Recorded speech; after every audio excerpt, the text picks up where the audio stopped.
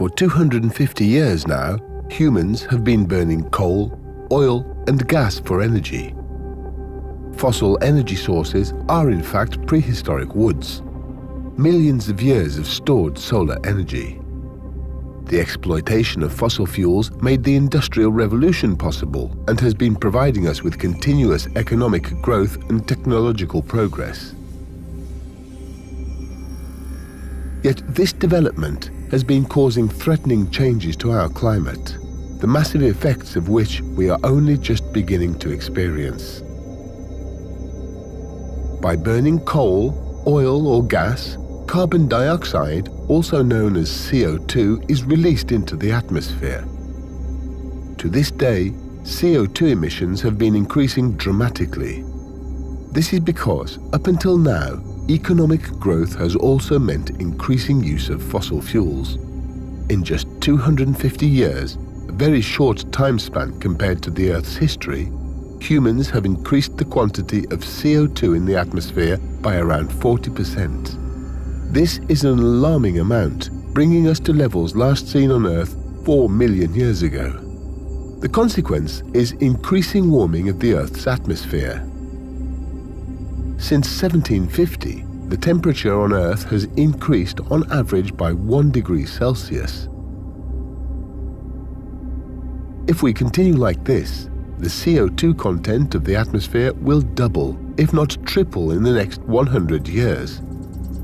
The Earth will then heat up by a further 3 to 4 degrees. In order to stop this, mankind must put an end to releasing CO2 and other heat-trapping gases. CO2 accumulates in the atmosphere. This means the quicker we stop emitting CO2, the lower the future warming will be. If we do not act, there will be grave consequences. Already today, we are observing global effects such as shifting vegetation zones, rising sea levels, and extending periods of changing weather. Should climate change proceed unabated, it could lead to heavy economic losses, social upheaval, and migration of people across the world. We are facing a global challenge. All countries have the responsibility to reduce their CO2 emissions. Worldwide climate policy is crucial, and not just a matter for industrialized countries.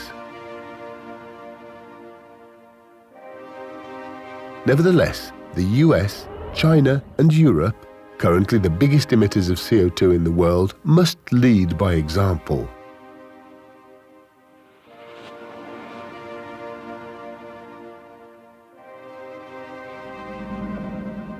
The 2015 UN Climate Conference in Paris was a breakthrough in international climate policy.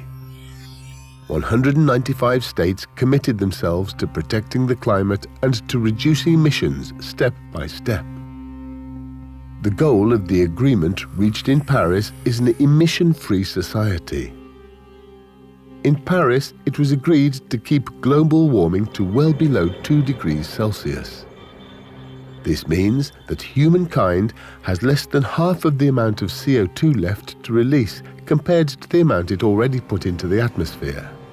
Our emissions budget is limited.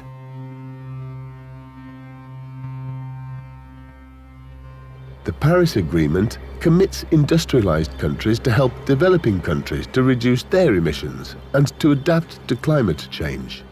Good climate policy making means striking a balance between competing interests, acting cooperatively, and sharing innovative concepts and ideas. The Paris Agreement can only be successful if it creates incentives for countries to commit ambitious action rather than wait for others to act. This is why some countries must lead in ambition and implementation. Germany and the European Union aim to be leaders by example.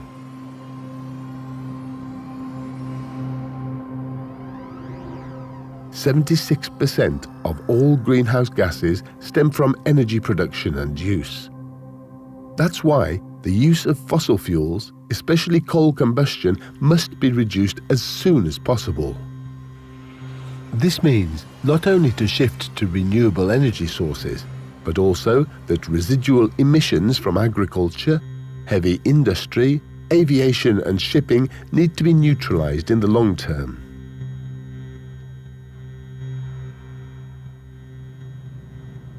Germany and the European Union play an important role in global climate protection.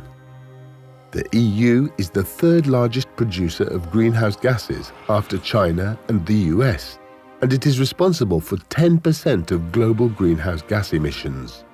1/5 of EU-wide emissions come from Germany. The EU has committed to a 40% reduction in its emissions by 2030, compared to 1990 levels. Germany wants to achieve this goal as early as 2020. The Energiewende, the transition to low-carbon energy supply in Germany, is a technological, political and societal project. If successful, it will be a role model for other regions. However, there is a risk of Germany missing its 2020 emissions goal. Its dependence on coal power has barely been reduced over the last 10 years. In order for the Energiewende to show the way forward in climate protection, abandoning coal as a power source is among the most important steps to be taken.